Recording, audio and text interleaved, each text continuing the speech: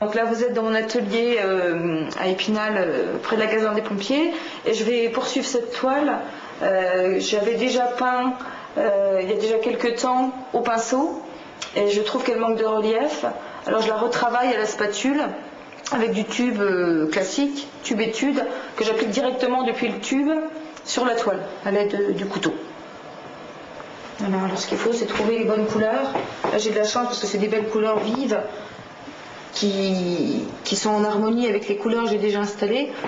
Par contre, sur d'autres tableaux, il y a un gros travail de palette. C'est des toiles qui sont...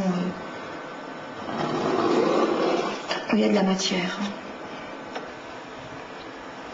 Là, on essaie de diriger la spatule, mais il y a pas mal de hasard aussi, parce que suivant l'épaisseur et puis la force avec laquelle on va appliquer la peinture, le résultat va être différent. Et puis on passe beaucoup de temps aussi à circuler. Mais celle-là, pour l'instant, avant de dépasser la limite et que ce soit plus du tout harmonieux, il vaut mieux s'arrêter. Voilà, il faut la laisser là. De toute façon, celle-là, elle ne sera pas exposée avant 6 mois. Parce que la peinture est tellement épaisse qu'elle ne peut pas... Bon, c'est limite abstrait, hein, de toute façon, ces formes-là sont limite abstraites parce que le dessin est vraiment très très réduit au strict minimum, hein, deux lignes, pas de coups, juste un croquis. Et puis après, il faut travailler toute la vibration de la couleur avec des dégradés de couleurs. Donc là, je sais pas si... En même temps, une toile, il faut aussi qu'elle soit cohérente dans une expo. Parce que j'ai des toiles qui ne seront pas exposées parce qu'elles sont uniques dans leur style et puis elles ne sont pas du tout harmonieuses avec le reste. Donc c'est des toiles qui vont rester ici. Voilà. Bon, donc je vais attaquer ça. Une tomate c'est rouge, donc là ça devrait aller. Alors, je travaille là parce que j'appuie tellement sur ma toile qu'elle ne tiendrait pas debout. Donc ça, ma palette, je vais m'en servir après. C'est un mélange qui est vachement intéressant en termes de couleurs. Et moi, je m'en sers souvent, je la retravaille et puis je fais un tableau.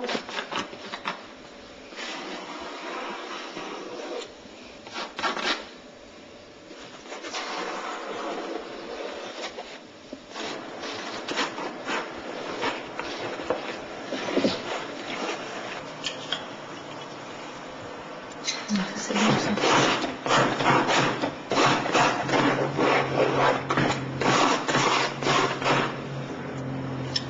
J'essaie plus de montrer comment moi j'ai vu les choses. Pour moi, une prune, à quoi ça ressemble, plutôt que de prendre une prune et essayer de la dessiner, parce que sinon, moi je tombe vite dans le dessin, dans la peinture scolaire, vachement appliquée, et là je me perds dans les détails. Je préfère évoquer les choses, et puis après, les gens, s'ils veulent y voir une prune, ils voient une prune. Enfin, j'essaie que ça y ressemble, mais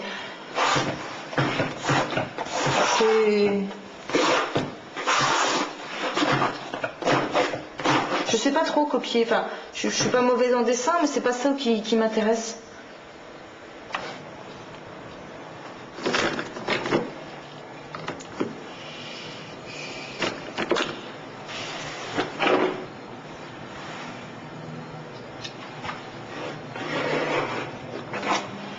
Ça sera une pub pour José Bové, l'agriculture de demain, si ça continue.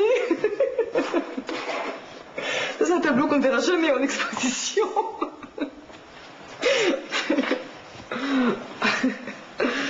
Bon, moi j'ai encore une poire, on va peut-être la faire mauve, tant qu'on y est.